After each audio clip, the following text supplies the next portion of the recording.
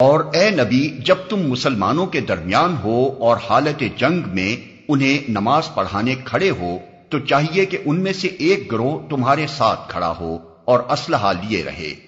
پھر جب وہ سجدہ کر لے تو پیچھے چلا جائے، اور دوسرا گروہ جس نے ابھی نماز نہیں پڑھی ہے آ کر تمہارے ساتھ پڑھے اور وہ بھی چوکنا رہے اور اپنے اسلحہ لیے رہے،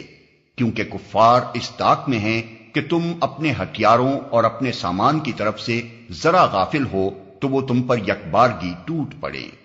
البتہ اگر تم بارش کی وجہ سے تکلیف محسوس کرو یا بیمار ہو تو اسلحہ رکھ دینے میں مذائقہ نہیں، مگر پھر بھی چوکنے رہو، یقین رکھو کہ اللہ نے کافروں کے لیے رسوا کن عذاب مہیا کر رکھا ہے۔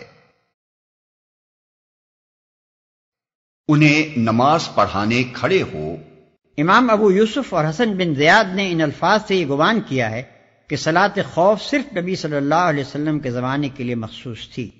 لیکن قرآن میں اس کی مثالیں بکثرت موجود ہیں کہ نبی صلی اللہ علیہ وسلم کو مخاطب کر کے ایک حکم دیا گیا ہے، اور وہی حکم آپ کے بعد آپ کے جانشینوں کے لیے بھی ہے۔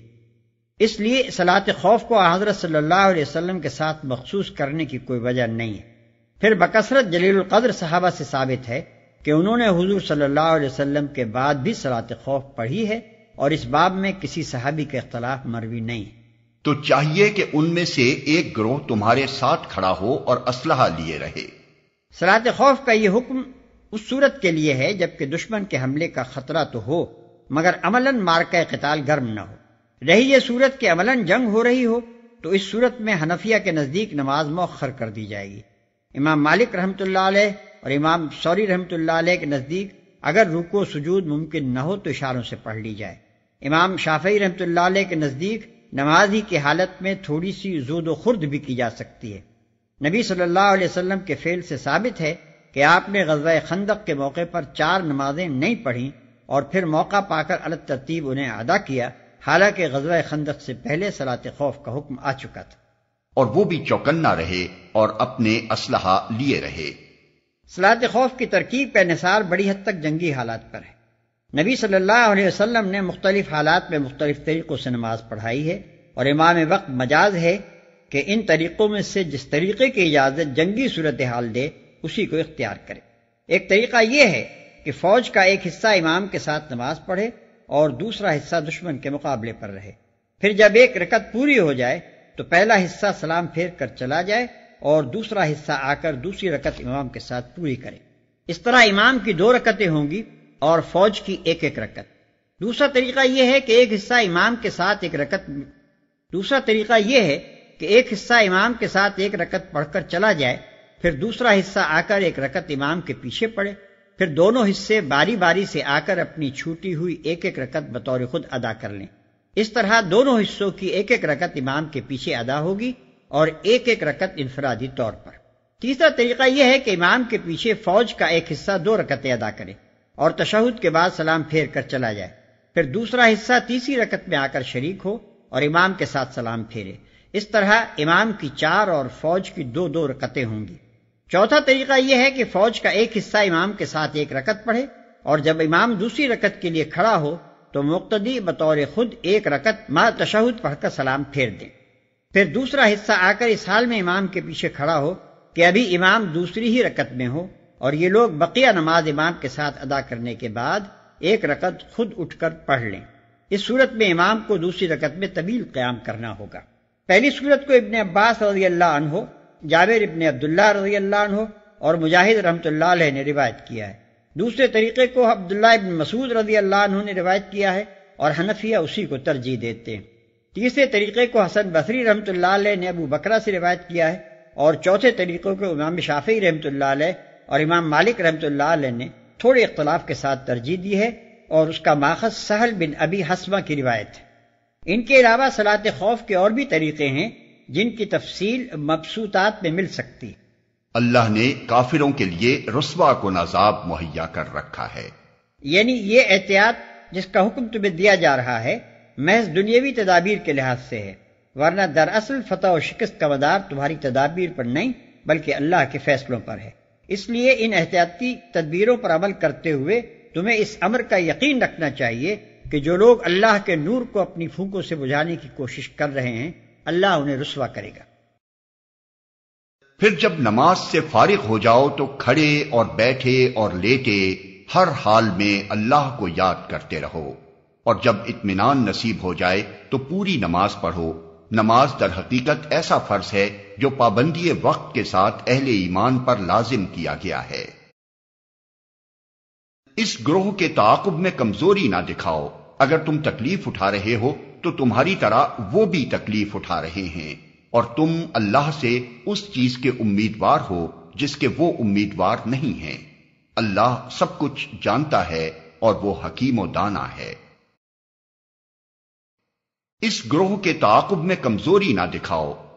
یعنی گروہ کفار جو اس وقت اسلام کی دعوت اور نظام اسلامی کے قیام کی راہ میں مانع و مزاحم بن کر کھڑا ہوا تھا،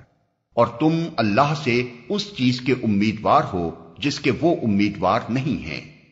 یعنی تعجب کا مقام ہے اگر اہل ایمان حق کی خاطر اتنی تکلیفیں بھی برداشت نہ کریں جتنی کفار باطل کی خاطر برداشت کر رہے ہیں، حالانکہ ان کے سامنے صرف دنیا اور اس کے ناپائیدار فائدے ہیں،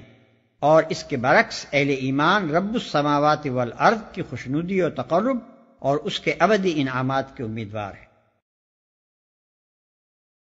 اے نبی، ہم نے یہ کتاب حق کے ساتھ تمہاری طرف نازل کی ہے تاکہ جو راہ راست اللہ نے تمہیں دکھائی ہے اس کے مطابق لوگوں کے درمیان فیصلہ کرو۔ تم بددیانت لوگوں کی طرف سے جھگڑنے والے نہ بنو، اور اللہ سے درگزر کی درخواست کرو، وہ بڑا درگزر فرمانے والا اور رحیم ہے۔ اے نبی، اس رکوع اور اس کے بعد والے رکوع میں ایک اہم معاملے سے بحث کی گئی ہے جو اسی زمانے میں پیش آیا تھا۔ قصہ یہ ہے کہ انصار کے قبیلہ بنی ظفر میں ایک شخص طعمہ یا بشیر بن عبیرق تھا۔ اس نے ایک انصاری کی زرہ چرا لی، اور جب اس کا تجسس شروع ہوا تو مال مسروقہ ایک یہودی کے ہاں رکھ دیا۔ زرہ کے مالک نے حضرت صلی اللہ علیہ وسلم سے استغاثہ کیا اور طعمہ پر اپنا شبہ ظاہر کیا، مگر طعمہ اور اس کے بھائی بندوں اور بنی ظفر کے بہت سے لوگوں نے آپس میں اتفاق کر کے اس یہودی پر الزام تھوپ دیا۔ یہودی سے پوچھا گیا تو اس نے اپنی برات ظاہر کی، لیکن یہ لوگ طعمہ کی حمایت میں زور شور سے وکالت کرتے رہے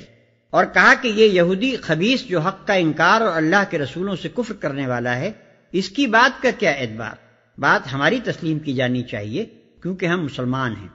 قریب تھا کہ نبی صلی اللہ علیہ وسلم اس مقدمے کی ظاہری رودات سے متاثر ہو کر اس یہودی کے خلاف فیصلہ صادر فرما دیتے اور مستغیث کو بھی بنی عبیرق پر الزام عائد کرنے پر تنبیہ فرماتے۔ اتنے میں وحی آئی اور معاملے کی ساری حقیقت کھول دی گئی۔ اگرچہ ایک قاضی کی حیثیت سے نبی صلی اللہ علیہ وسلم کا رودات کے مطابق فیصلہ کر دینا بجائے خود آپ کے لیے کوئی گناہ نہ ہوتا، اور ایسی صورتیں قاضیوں کو پیش آتی ہی ہیں کہ ان کے سامنے غلط رودات پیش کر کے حقیقت کے خلاف فیصلے حاصل کر لیے جاتے ہیں، لیکن اس وقت جبکہ اسلام اور کفر کے درمیان ایک زبردست کشمکش برپا تھی، اگر نبی صلی اللہ علیہ وسلم روداد مقدمہ کے مطابق یہودی کے خلاف فیصلہ صادر فرما دیتے تو اسلام کے مخالفوں کو آپ کے خلاف اور پوری اسلامی جماعت اور خود دعوت اسلامی کے خلاف ایک زبردست اخلاقی حربہ مل جاتا۔ وہ یہ کہتے پھرتے کہ اجی یہاں حق و انصاف کا کیا سوال ہے، یہاں تو وہی جتھا بندی اور عصبیت کام کر رہی ہے جس کے خلاف تبلیغ کی جاتی ہے۔ اسی خطرے سے بچانے کے لیے اللہ تعالیٰ نے خاص طور پر اس مقدمے میں مداخلت فرمائی۔ ان رکوعوں میں ایک طرف ان مسلمانوں کو سختی کے ساتھ ملامت کی گئی ہے جنہوں نے محض خاندان اور قبیلے کی عصبیت میں مجرموں کی حمایت کی تھی،